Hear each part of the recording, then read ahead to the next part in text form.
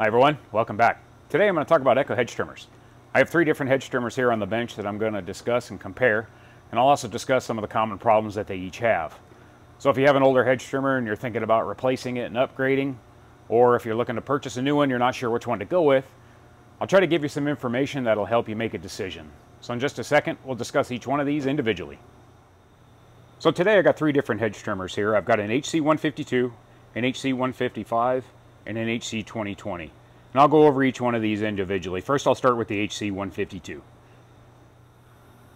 Alright, so first I'll start with the HC-152, and this is kind of the OG, if you will, of the Echo hedge trimmers. This unit was made for a very long time. It's no longer made anymore, unfortunately. I really like this hedge trimmer. They held up really well, very durable. A lot of commercial guys would use them and they would hold up quite well.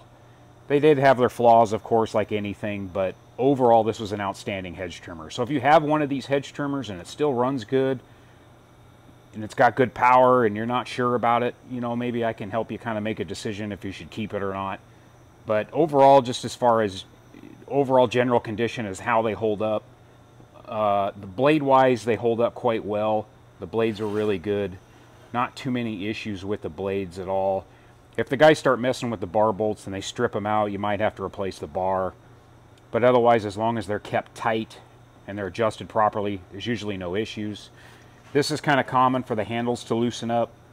This smaller bolt here, closest to the engine, that bolt goes through the bar, and that's the main bolt that holds the handle to the bar. And then this one is also a blade adjustment bolt, which is the larger bolt that goes through. So this would be common for them to loosen up. The bar bolts themselves underneath the nuts, there's 2 of them that hold the bar to the body and the gearbox, and those would loosen up occasionally. So if you don't stay on top of that and tighten them up right away, they will work themselves loose and create some problems with the gear case. That's one thing you got to be aware of. The air filter covers on these hedge trimmers were fine, no real issues with them. When they get saturated in fuel for a very long time, and same with the Echo hedge trimmers or the air filters in general, they will kind of distort. And then I don't know if it could be a heat thing as well. Under extreme heat here in Arizona, they will distort really badly and change shape to where they won't seal correctly around the edges. So as long as this thing doesn't feel like it's really soft or it's squishy, if you will, or warped, they're usually fine. They hold up well. The chokes are decent. They tend to break off these top parts. This one's missing kind of half of the top part of it. So these do break on occasion. You will have to replace them. The fuel lines are okay. The biggest problem with the fuel lines, if they start leaking, and this will cover all 3 of the, as far as fuel lines go, this will cover all 3 units as well. But fuel lines, kind of typical Echo grommets. The ethanol does affect Echo fuel lines and grommets quite a bit, we see anyway, and they will start leaking over time. If you're using this thing on a commercial level and you're using it every day, we usually don't see too many issues. The biggest problem is if they sit too long, then they will develop leaks over time. The fuel tanks are pretty good. They hold up just fine. You will see some stress cracking like this one has here. You know, a lot of it's just from heat and age as that plastic ages. So you will see that. The recoils are good. They hold up quite well. Not too many issues. You might have to replace a pulley or a rope guide occasionally. Carburetors, they're fine. Typical kind of Zama carburetors. They do tend to leak. This one, the diaphragm's completely rotted out of it, just from sitting, lack of use, and ethanol. Throttle cables are pretty good. They do break. They will snap off the end every once in a while, or they will break off down here where they bolt on. They will break off. You may have to replace them. The rear handles, keeping with the throttle, are pretty good. Occasionally these triggers will wear out. The trigger sits down in a couple slots. It snaps into it, and the triggers will wear out at the pivot points. So you may have to replace the triggers from time to time. If you're finding that the throttle cable is coming off underneath in there, if you're finding that it's coming off that trigger all the time, you may have to replace this trigger, because the trigger is basically shifting to one side and kicking the throttle cable off of it. So if this thing starts really getting wobbly or flopping around, you may have to replace it. The gear case on these, they hold up fine. We don't see a whole lot of major issues with them. They will wear out if you do not grease them regularly. So it's very important to grease these regularly and keep an eye on them, because the connecting rods that are inside these gear cases do not have bearings in them. It's just a metal on metal contact, and they will wear out if it's not greased. So as long as you're taking care of them and greasing them, we see pretty good service life out of them. They will last quite a while. Going over the other side, muffler wise, they're fine. No real issues with the exhaust on these things. I don't see any issues with them. The kill switches on the handle, these nuts tend to back off and fall off all the time. We have to replace them or replace the kill switch on occasion. But just check this every once in a while. Make sure this nut is tight, and you really shouldn't have any issues with it at all. So coils are pretty good, kind of a standard failure rate. We see a handful of them a year probably with coil failures. A lot of them on older units. This is an older unit, so we'll see them mostly on older units. But otherwise, not too many other issues with these things. The blades held up quite well. You get good amount of sharpening out of them, and again, the engine's held up quite well. So in a nutshell, that's the HC-152. And what I'll just discuss next is the HC-2020, which replaced this unit. So let me get that up here. We'll discuss that. Okay, so the Echo HC-2020 would be the replacement for the 152s. They did make these things a little bit lighter. They did change them a little bit, the overall design. Blade-wise, they're pretty similar. They did make the bar just a little bit thinner. And then they also did change, this bolt is a little bit further back on the blades. So what I tend to see with these is the tips of these blades right here like to bend down. If somebody hits something or just sticks them in the ground, whatever, I do tend to see a lot of these blade tips being bent a little more often than I did before. And again, the bar is just a little bit thinner. They were trying to shed some weight on these. The gearbox itself is a much smaller design and a lighter design. They seem to hold up okay. The bolts, the bar bolts, there's one here and then there's one underneath the cover. They will loosen up, so you have to keep an eye on those as well. The handle's kind of the exact same thing. No real change there. It's held on the exact same way. So you want to make sure these bolts are tight and the blades are adjusted properly. Blades adjust the exact same way as they were. Gear case, again, if you're not staying on top of the grease, because there is no bearings on the connecting rods, you will wear them out, so you have to keep an eye on that. The rear handle design is the exact same thing. They really didn't change anything there. The triggers are the same. The throttle cables are basically the same. I think the length is the only thing that might be a little bit different, but essentially it's the same. The air filter cover is a different design. It's a little bit smaller. And the choke housing itself, this whole housing is a little bit different, but the choke is almost, well, it's a little bit different. It's kind of the same. But these seem to be holding up a little bit better than the HC-152. I don't see a lot of them broken off here at the handle, so they hold up. Throttle cable is the exact same thing. They will break off at the end here or at the trigger itself on occasion, or they will break off, and again, if they break off down here, it's usually just because of abuse and smacking them around. The coils on these seem to be pretty good. I don't think I've had to replace a coil on one of these units yet. They seem to be holding up quite well. The recoil and the engine housing itself is good. I haven't seen too many issues with them as far as breaking apart, or they seem to hold up to the abuse of being thrown around in the trailer. The gas tank's the exact same thing. I haven't seen any issues with the gas tanks. They seem to be holding up quite well. The fuel lines on these, I was a little worried about this design just because of the Echo grommets, how they like to leak, but this new style grommet seems to be holding up quite well so far, and I haven't seen any major problems with leaking so far. The yellow, the Tygon fuel line, of course, those are pretty normal.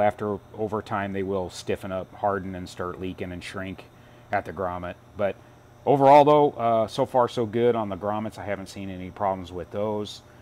Let's see, mufflers on these are fine. No real issues with these whatsoever. Haven't seen any problems with them.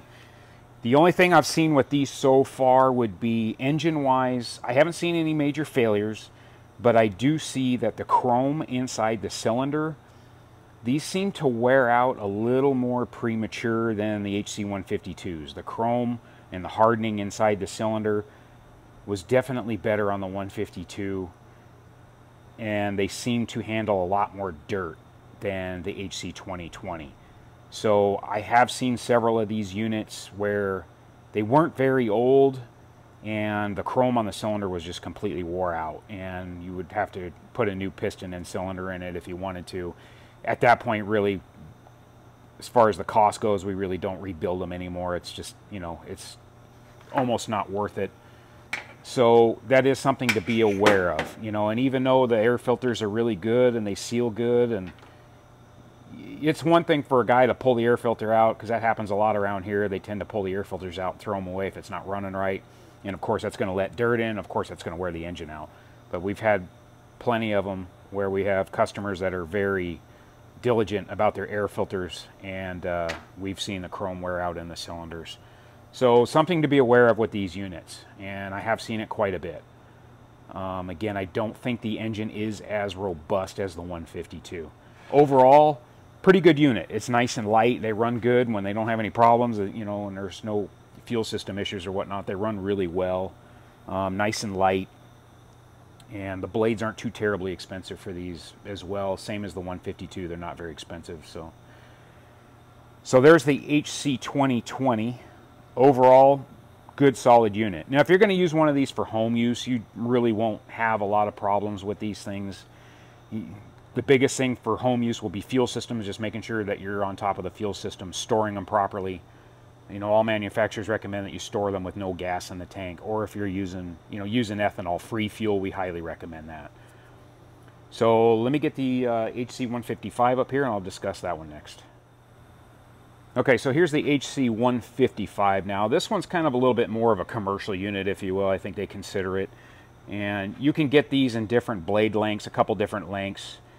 The blades on these and the bars are fine. They hold up quite well. I don't have any issues with the blade tips on these bending. They hold up a little better than the HC-2020. Handle design, basically the same exact handle design, except it has this upper brace, if you can see it in there. It has a brace that goes to the gearbox to help support this handle. And the gearbox itself is just slightly different. Again, same thing. No bearings on the connecting rods in these. You got to make sure you're greasing them properly and staying on top of that. Rear handle design is exactly the same thing as the previous two. Triggers are the same. Kill switches, all of that stuff remains the same. The air filter cover is the same as the 152. So you're going to see the same thing with these. Choke housing, same as well. Zama carburetor, same as well. The fuel tank's different, and this fuel grommet is a larger fuel grommet, but basically the same thing. Over time they will start leaking. You can see this one's a little bit stiff, and it's not really leaking yet, you know, but it is, this Tygon line is stiff. So this is something to be aware of with any Echo equipment as well. Throttle cable, same thing. You know, you'll get them every once in a while. They'll break off here at the end, or if they break down here where they're bolted onto the carburetor. Again, that's just abuse. Recoils are fine. The top engine housing holds up quite well. Fuel tanks are pretty good. They hold up just fine. No real issues with those. The muffler covers, we will see some problems with these. If the screws start loosening up or they just get beat around, they will break quite easily. So we have seen some issues with these. Nothing major. Again, abuse. Not really Echo's problem. Just getting thrown around inside trailers. Pretty normal. Mufflers are fine. No big issues with those at all either. Coils. I do see quite a bit of failures on coils with these units. And I'll show you why here in a minute, what I think anyway. So one of the biggest problems with this HC-155 that you've got to pay attention to is the cooling fins on these units. So because the gas tank is very tight around this engine, you've got this little leaf guard here, and then you've got your cooling fins in here. This will get completely impacted with leaves all the way around the engine. And when it'll basically clog it completely. It can't get good airflow, and it'll basically overheat it.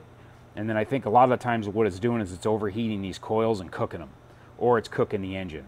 So I've got one on the ground here real quick. I'll show you exactly what I'm talking about.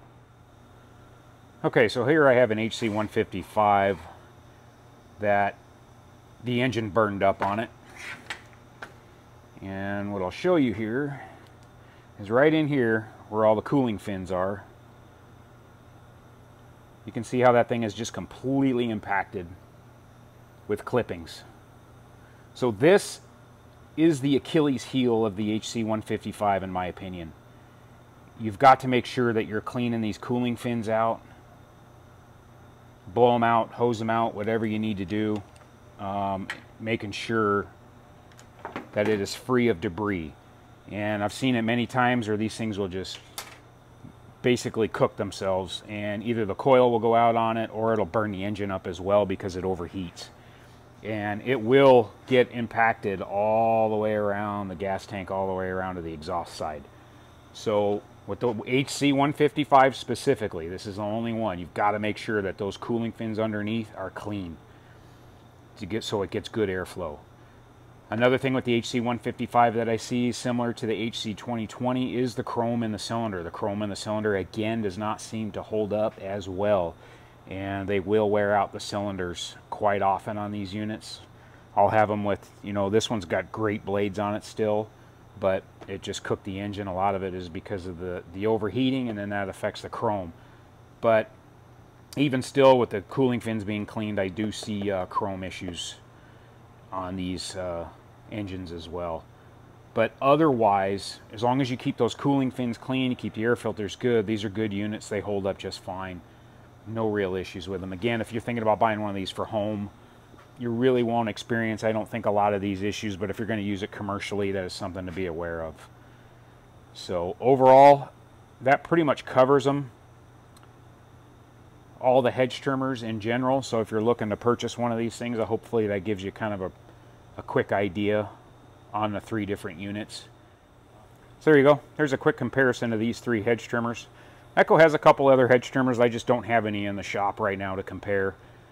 So I figured I would just cover these 3. These are the most common ones that I see here, and definitely they sell the most out of our shop here. So hopefully this information will help you either make a decision to purchase or upgrade. And if you have any questions, please feel free to reach out to me and I'll do my best to answer them. Or if you see anything else that I missed on these units as well, feel free to leave a comment below. And I appreciate you watching, and stay tuned for more.